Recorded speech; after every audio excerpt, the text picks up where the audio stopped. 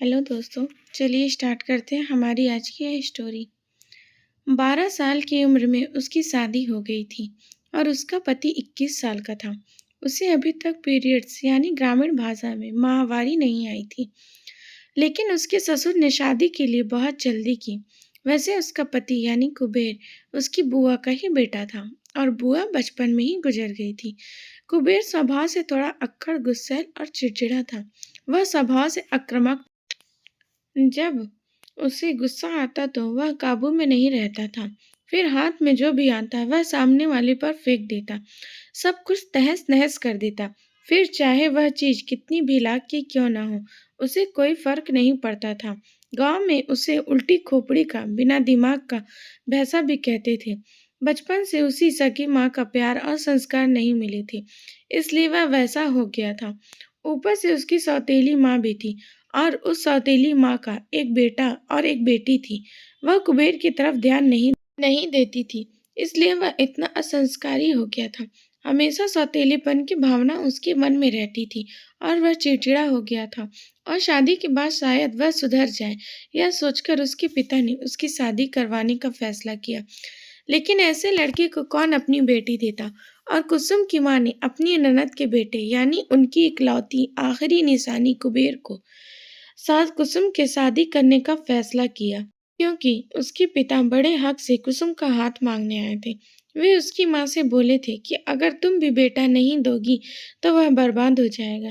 इसलिए कुसुम की माँ मजबूर हो गई थी। लहंगा चोली पहनकर खेलने की उम्र थी उसकी। उस उम्र में एक दोपहर उसे मेहमान देखने आए थे। तब वह बच्चों के साथ कंचे का खेल बिछाकर बैठी थी।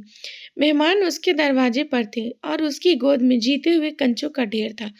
धोती टोपी पहने, पैरों में चमड़े की चप्पल पहने उसकी बुआ के पति यानी कुबेर के पिता और उसके चाचा उसे देखकर उसकी माँ से बोले, लड़की को अभी से साड़ी पहनाना शुरू करो ताकि वह बड़ी दिखे। सिर्फ 12 साल की कुसुम घबरा गई थी। उसे अभी ठीक से छाती भी नहीं आई थी और शादी तय हो गई। और शादी की खरीदारी करते समय उसे बहुत खुशी हुई थी। नए कपड़े, साड़ियाँ, चप्पलें व लाल रंग की चुन्नी, हाथ भर चूड़ियां, मेहंदी, नेल पॉलिश, यह सब देखकर वह बहुत खुश थी। यह सारी चीजें उसे बहुत अच्छी लगती थी, पर कभी भरपूर मात्रा में नहीं मिलती थी। अब मिल रही थी, इसलिए वह खुश थी। शादी के लिए हाँ या ना उसकी इजाजत किसी ने पूछी ही नहीं थी, क्योंकि वह जमाना ही ऐसा था। माँ बाप जहाँ कहे वहाँ चुपचाप शादी कर लो और चाहे जैसी भी तकलीफ हो सह लो, पर पति का घर मत छोड़ो। फिर सारी रस्में होने लगी। कुबेर भी अपने पिता की तरह लंबा चौड़ा और मजबूत शरीर का था, पर उसका रंग अपनी माँ की तरह गोरा था। नन्ही सी कुसुम को देखकर वह खो गया था। उसके साथ हर रस्म करते समय उसका ध्यान सिर्फ उसी पर था और कुसुम का सारा ध्यान अपनी भारी भरकम साड़ी संभालने पर था। उस 6 गज की साड़ी में उसकी जैसी 3 छोटी छोटी कुसुम समा जाती। और उस जमाने में सबसे बड़ा आश्चर्य होता था फोटो। फोटो ज्यादा खिंचवाने को नहीं मिलते थे, इसलिए वह फोटो खिंचवाने में मग्न रहती थी। पति मतलब सिर्फ सिर पर मोर बांधकर बगल में खड़ा होने वाला और उसकी सेवा करनी, जैसे माँ बाप की करती। बस इतना ही उसे पता था। अब पंडित जी बोले, दुल्हा दुल्हन को मंडप में हाजिर करो। तब तो वह मोर बांधकर बेर खा रही थी। लालची की तरह आंचल में बेर भर लिए थे उसने, क्योंकि उसके ससुराल के गांव में बेर के बहुत सारे पेड़ थे और उसके साथ वाले भाई बहन और बच्चे उसके सामने बेर ले आए थे। फिर उसने उनके हाथ से बेर छीन लिए और खाने बैठ गई। फिर उसकी माँ आई, उन्होंने वे बेर फेंक दिया और उसकी गोद भरी। फिर उसके माथे को पूरा ढक देने वाला पुराने जमाने का बड़ा सा बाशिंग उसके सर पर बांधा गया और वह मंडप में खड़ी हो गई। ऊंचे कुबेर के सामने वह सब सिर्फ उसकी कमर से थोड़ी ऊपर और छाती से थोड़ी नीचे आ रही थी। और माला पहनाते समय कुबेर को बहुत झुकना पड़ा था। शादी हो गई, बारात विदा हुई। उसकी माँ रो रोकर घर वापस जाने लगी तो वह भी उनके पीछे, वह भारी साड़ी संभालते हुए रोते रोते चल दी। बुआ का घर होने के बावजूद अब वहाँ उसकी सौतेली सास थी और कुसुम बहुत छोटी थी और वह कभी इस गाँव आई भी नहीं थी, क्योंकि सगी बुआ तो थी नहीं, तो आकर भी क्या करती। फिर उसकी मौसी पूजा होने तक उसके साथ रुकने वाली थी और पूजा के बाद वह अपनी माँ के घर हमेशा के लिए यानी माहवारी आने तक रहने वाली थी। पर कुसुम अब वहाँ रहने को तैयार नहीं थी। वह रोकर अपनी माँ के पीछे लग गई। शादी जैसे गुड्डे गुड़िये का खेल था और अब वह खेल तोड़कर माँ के पीछे जा रही थी। उसे ऐसा ही लग रहा था, पर माँ ने उसे समझाया और वहीं रहने के लिए कहा, पर उसे कुछ कुछ समझ नहीं आ रहा था। उसकी वह उम्र ही नहीं थी समझने की। कुबेर के चचेरे भाई उसके दोस्त उससे कहने लगे, तेरी शादी होकर भी कोई फायदा नहीं। कुबेर बोला, क्यों, क्या हुआ? दोस्त बोले, अब इसी माहवारी आने तक तुझे बहुत इंतजार करना पड़ेगा। यह कैरी अभी कच्ची है, इससे अच्छा कोई पकी हुई कैरी क्यों नहीं तोड़ी? जब तक शादी नहीं होती तब तक सब्र करना ठीक है, पर एक बार शादी हो जाए तो फिर सब्र करना मुश्किल होता है। कुल मिलाकर पकने तक दम निकलता है, पर ठंडा होने तक दम नहीं निकलता। और अब यह सुनकर कुबेर हैरान रह गया कि वह अभी छोटी है। यह उसे पता ही नहीं था। वह तो पूजा होते ही सुहागरात के सपने देख रहा था, और अब कुबेर को पता नहीं कितना सब्र करना पड़ेगा। 6 महीने, 1 साल, 1.5 साल या 2 साल, कौन जाने, क्योंकि प्रकृति के नियम के अनुसार जब उसे माहवारी आनी होगी तभी आएगी, अपने कहने से थोड़ी आएगी। कुबेर अब बेचैन हो गया। यहाँ एक दिन इंतजार करना मुश्किल था, और इस तरह उसकी परीक्षा ली जाने वाली थी, और कब तक ली जाएगी यह भी पता नहीं था, और उसकी घुटन शुरू हो गई। उसने अपने पिता से गुस्से में पूछा कि मेरी शादी ऐसी नाबालिग लड़की से क्यों की? पिता बोले, क्या तो क्या करता, तेरे गुस्सैल स्वभाव की वजह से कोई भी लड़की देने को तैयार नहीं था। मामा की लड़की है, इसलिए कम से कम हक से तेरे लिए एक पत्नी तो मिल गई। अब वह चुप हो गया। उसे हर पल पत्नी की चाहत हो रही थी, क्योंकि वह शारीरिक संबंध के लिए पूरी तरह तैयार था, पर वह तैयार नहीं थी। अब उसे शारीरिक संबंध के लिए तैयार होने तक सिर्फ उसे देखकर मुंह का पानी निकलना था। वह मुंबई में नौकरी करता था, और वहाँ का माहौल, वहाँ की औरतें देखकर उसे भी पत्नी चाहिए ऐसा लगता था। रोज रात को वह तड़पता था, और फिर मैगजीन में गंदी नग्न औरतों की तस्वीरें देखने लगा, ब्लू फिल्म देखने लगा। मुंबई में होने की वजह से उसे यह सब आसानी से मिल जाता था, और वह उन तस्वीरों में बड़ी भारी छाती वाली, मांसल जांघों, लाल होठों वाली नग्न औरतों को देखकर लगातार उत्तेजित हो जाता था। उसकी काम वासना जागृत हो जाती थी, और दोस्तों की बातों चिढ़ाने की वजह से उसे भी अब वह चाहिए थी। वह भी इस कच्ची उम्र में ही, अभी पूजा नहीं हुई थी, वह ससुराल में ही थी। जब वह नहाने जाती तो वह छिपकर देखता था, पर वह उसे कुछ भी देखने नहीं देती थी। उसका पूरा शरीर बहुत दुबला पतला था, कोई भी अंग अभी ठीक से विकसित नहीं हुआ था। उसमें ऐसा कुछ भी नहीं था जो मन को भा जाए। अब पूजा हो गई, और किसी से कुछ भी पूछे बिना वह सीधे जाकर अपनी माँ के साथ बस में बैठ गई।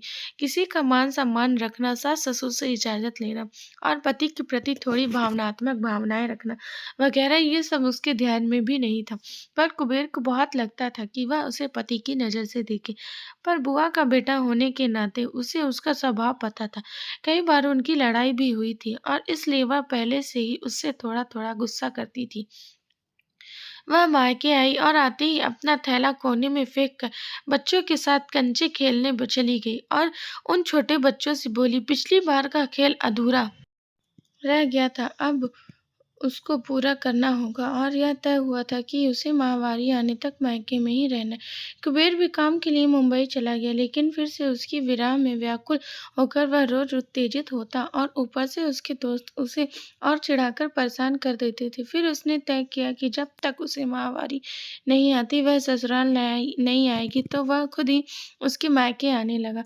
अब वह उसके मामा का ही गाँव था, इसलिए वह बेधड़क आ गया, और आते समय उसने बहुत सारी खाने की चीज़ें लाई, चप्पलें, कपड़े, चूड़ियाँ, वह उसके लिए लाता था, उसे खुश करने के लिए।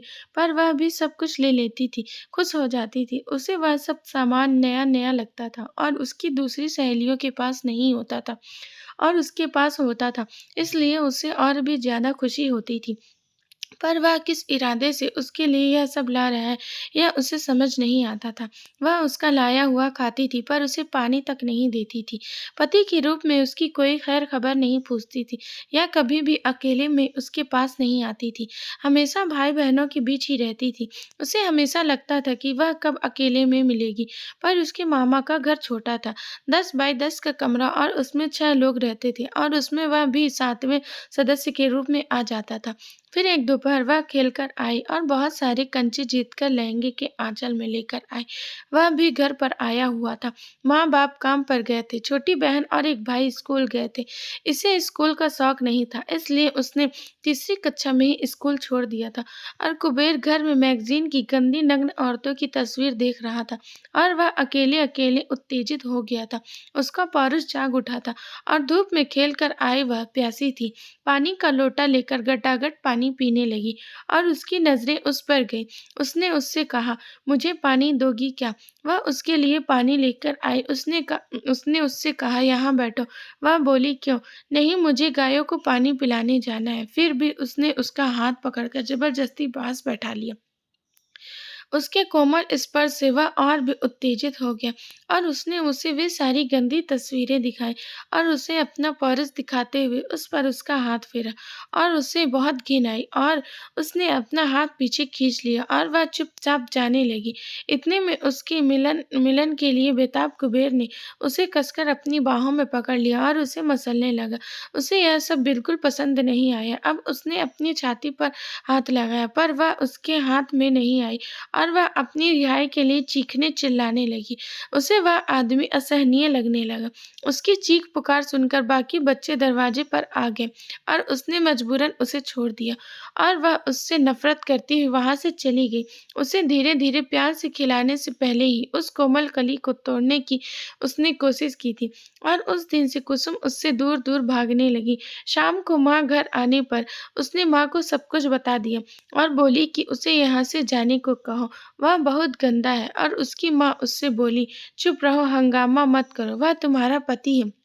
घर में छोटे भाई-बहन हैं, उन तक यह बात नहीं जानी चाहिए।" फिर माँ ने कुबेर को भी समझाया, "वह अभी छोटी है, कोमल है, तुम ऐसा मत करो और अब तुम उसे माहवारी आने तक यहाँ मत आना।" और कुबेर मुँह पर तमाचा खाए हुए एक घायल पागल बाघ की तरह फिर से मुंबई चला गया और उसे बहुत अच्छा लगा कि वह चला गया। लेकिन वहाँ जाने पर उसके दोस्तों ने उसे फिर से चिढ़ाना शुरू कर दिया। कुबेर इस बार तो प्रसाद खाकर आया है या भूखा ही लौट आया, तेरी किस्मत ही खराब है, वगैरह-वगैरह बोलकर वे उसे ताने मारने लगी। पहले ही वह अपने दिमाग से कम सोचता था। उसका उतावला गुस्सैल स्वभाव उसे शांत बैठने नहीं दे रहा था। उसे अपना अपमान दिल पर लग गया। उसे सच में एक पत्नी की बहुत ज़रूरत थी। वह पूरी जवानी में था, पर सब्र नहीं हो रहा था और इसी तरह बिल्डिंग पर चढ़ते समय विचारों में ही उसका पैर फिसल गया और वह तीसरी मंजिल से ईंटों के ढेर पर गिर गया। उसका हाथ टूट गया और वह फिर से गाँव आ गया। उसकी सौतेली माँ बोली, "मैं इसकी देखभाल नहीं करूँगी, इसकी सेवा मैं नहीं करूँगी।" और अब मजबूरन कुसुम की माँ ने भांजा है और दामाद भी है, यह सोचकर उसे अपने साथ ले आई और उसे फिर से घर आया देखकर कुसुम फिर से उलझन में पड़ गई और उससे उस पर गुस्सा आया। अब आगे क्या होगा सुनने के लिए उत्सुक है तो कमेंट्स करके ज़रूर बताएँ। Thank you so much.